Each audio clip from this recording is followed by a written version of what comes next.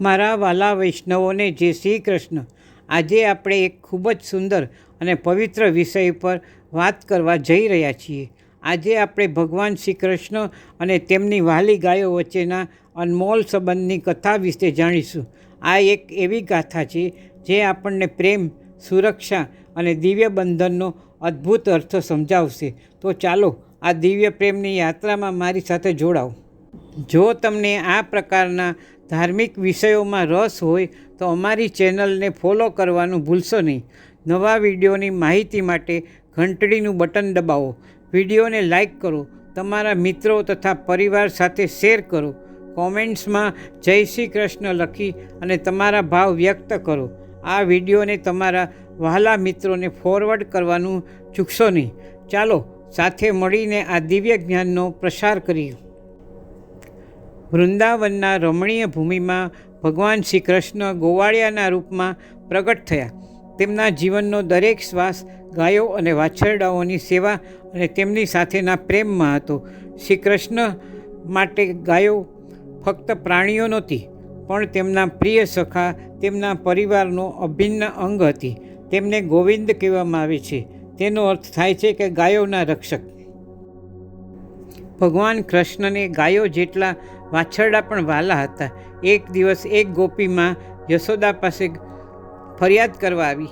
તેમણે કહ્યું, યશોદામાં, તમારા કૃષ્ણએ શું કર્યું? અમારા ઘરે બાળકો ભૂખ્યા છે, તેમને પીવા માટે દૂધ નથી. અમે ગાયનું દૂધ લેવા ગયા, પણ કૃષ્ણએ બધા વાછરડાઓને ગાયો પાસે છોડી દીધા. વાછરડા બધું દૂધ પી ગયા, બાળકો માટે કાંઈ ન વધ્યું. ખરેખર કૃષ્ણ આ કથાથી એક મોટો પાઠ શીખવવા માંગતા હતા. તેમણે બતાવ્યું કે જેમ માતા પોતાના બાળક માટે દુઃખી થાય છે, તેમ ગાય પણ પોતાના વાછરડા માટે દુઃખી થાય છે. કૃષ્ણએ ભૂખ્યા વાછરડાઓને દૂધ પીવા દઈ અને બધા જીવો પ્રત્યે દયા અને પ્રેમ બતાવ્યો. કૃષ્ણ શીખવે છે કે આપણે ફક્ત માણસો પ્રત્યે નહીં, પણ પશુઓ અને છોડ પ્રત્યે પણ દયા રાખવી જોઈએ. તેમણે શીખવ્યું કે ગાય પોતાના વાછરડાને દૂધ પીવડાવે છે, તે પછી જ વધેલું દૂધ વાપરવું જોઈએ. કૃષ્ણને ગાયો પ્રત્યેનો પ્રેમ એટલો બધો ઊંડો હતો કે તેઓ પોતાના સુખની પણ પરવા કરતા નહોતા.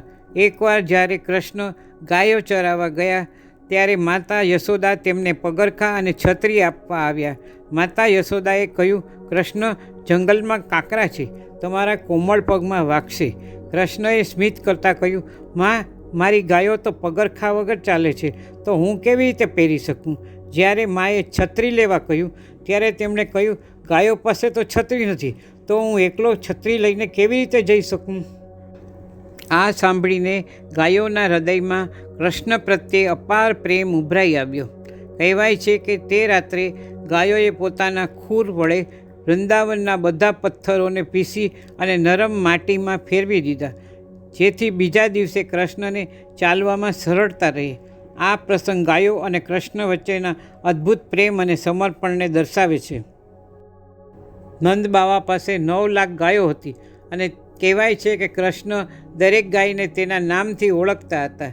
જ્યારે કોઈ પણ ગાય ખોવાઈ જતી હતી, કૃષ્ણ એને તેના નામથી બોલાવતા હતા અને ગાય તરત જ તેમની પાસે દોડીને આવતી.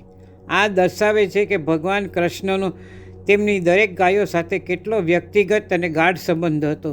ગોલોકમાં વૃંદાવનમાં રહેતી સુરભી ગાયો ઈચ્છા પૂર્તિ કરનારી દિવ્ય ગાયો છે, જે હંમેશા ભગવાનની સેવામાં લીન રહે છે. શ્રી કૃષ્ણ અને ગાયોનો આ પ્રેમ આપણને ઘણું શીખવે છે. આ પ્રેમ આપણને શીખવે છે કે બધા જીવો પ્રત્યે દયા, પ્રેમ અને નિસ્વાર્થ ભાવ રાખવો બહુ જરૂરી છે. ગાયોની સેવા અને રક્ષા કરવી એ માત્ર ધર્મ નથી, પણ ભગવાન સાથે જોડાવાનો એક રસ્તો છે. જય શ્રી કૃષ્ણ. રાધે રાધે.